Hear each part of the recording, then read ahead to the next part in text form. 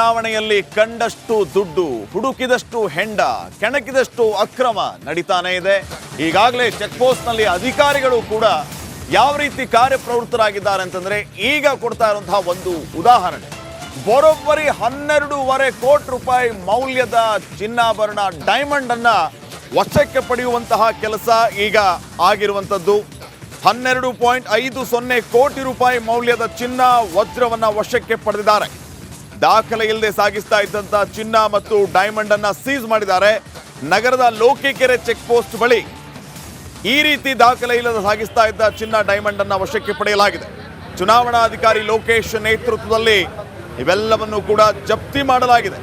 ದಾವಣಗೆರೆಯಲ್ಲಿ ಈ ರೀತಿ ಭಾರಿ ಚಿನ್ನಾಭರಣವನ್ನ ವಶಕ್ಕೆ ಪಡೆಯಲಾಗಿರೋದು. 12.5 ಕೋಟಿ ರೂಪಾಯಿ ಮೌಲ್ಯದ ಚಿನ್ನ ಮತ್ತು ವಜ್ರವನ್ನ ಚುನಾವಣಾಧಿಕಾರಿ ಲೋಕೇಶ್ ನೇತೃತ್ವದಲ್ಲಿ ಜಪ್ತಿ ಮಾಡಲಾಗಿದೆ.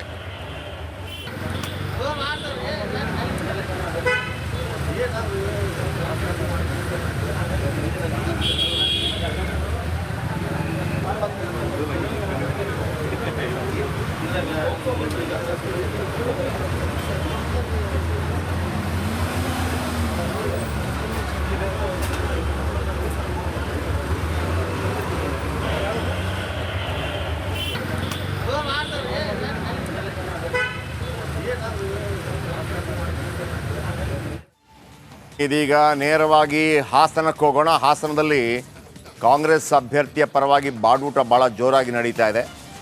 ಅದರ ಮೇಲೆ ಚುನಾವಣಾಧಿಕಾರಿಗಳು ದಾಳಿ ಮಾಡಿದ್ದಾರೆ.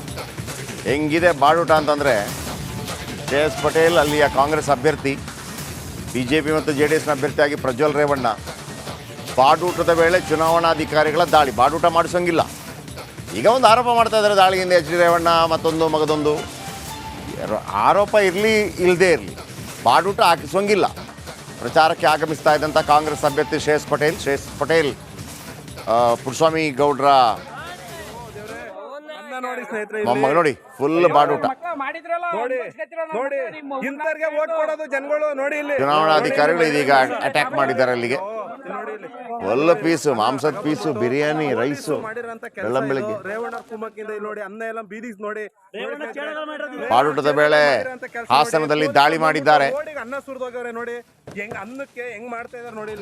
ನೋಡಿ ನೋಡಿ ನೋಡಿ ನೋಡಿ, ಬೆಳ್ಳಂಬೆಳಗ್ಗೆ ಬಾಡೂಟ, full mutton piece, chicken piece. ಚುನಾವಣಾಧಿಕಾರಿಗಳು ದಾಳಿ ಮಾಡಿದ್ದಾರೆ. ನೋಡಿ, ಅಲ್ಲಲ್ಲೇ ಬ್ಯಾಟಿಂಗ್ ಶುರುವಾಗಿದೆ. ಎಲ್ಲ ಚುನಾವಣಾಧಿಕಾರಿಗಳು ಬಂದಿದ್ದಾರೆ. ಅದಕ್ಕೆ ಈಗ ಏನೇ ಇದ್ರೂ ಕೂಡ ನೀವು ಹೆಂಗೆ ಎಣ್ಣೆ ಕೊಡಬಾರ್ದು, ಹೆಂಗೆ ಸೀರೆ ಕೊಡಬಾರ್ದು, ಹೆಂಗೆ ಮೂಗುತಿ ಕೊಡಬಾರ್ದು, ಹೆಂಗೆ ಬೆಳ್ಳಿನ ನಾಣ್ಯ ಕೊಡಬಾರ್ದು, ಎಲ್ಲವೂ ಕೂಡ ಅದು ನೀತಿ ಸಂಹಿತೆ ಉಲ್ಲಂಘನೆ. ಈಗ ನೋಡಿ, ಫುಲ್ಲು ಈಗೆಲ್ಲ ಬಡಿಸ್ತಾಯಿದ್ರು. ಬಡಿಸಿದಾಗ ಇನ್ನೊಬ್ರು ಬಿಡ್ತಾರಾ, ನೋಡಿ ಸರ್ ಅಲ್ಲಿದ್ದಾರೆ ಅಂತ ತಪ್ಪೇನಿಲ್ಲ. ಈಗ ಇದಕ್ಕೆ ಕುಮ್ಮಕ್ಕು ಮತ್ತೊಬ್ಬರು ಕುಮ್ಮಕ್ಕು ಅಂತ ಅಲ್ಲ, ಅದನ್ನು ಮಾಡೋಂಗೇ ಇಲ್ಲ. ಯಾರು ಬೇಕಿದ್ರೂ ಕುಮ್ಮಕ್ಕು ಕೊಡ್ಬೋದು. ನಾಳೆ JDS ಅವರು ಮಾಡಿದರೆ ಅದಕ್ಕೂ ಕುಮ್ಮಕ್ಕು ಕೊಡ್ಬೋದು. ಯಾರಿಗೂ ಮಾಡೋಕ್ಕೆ ಬಿಡಬೇಡಿ. ಬಟ್ ಆ ದೃಶ್ಯಾವಳಿಗಳು ಮಾತ್ರ ರಿಪಬ್ಲಿಕ್ ಕನ್ನಡದಲ್ಲಿ ಸೆರೆಯಾಗಿದೆ.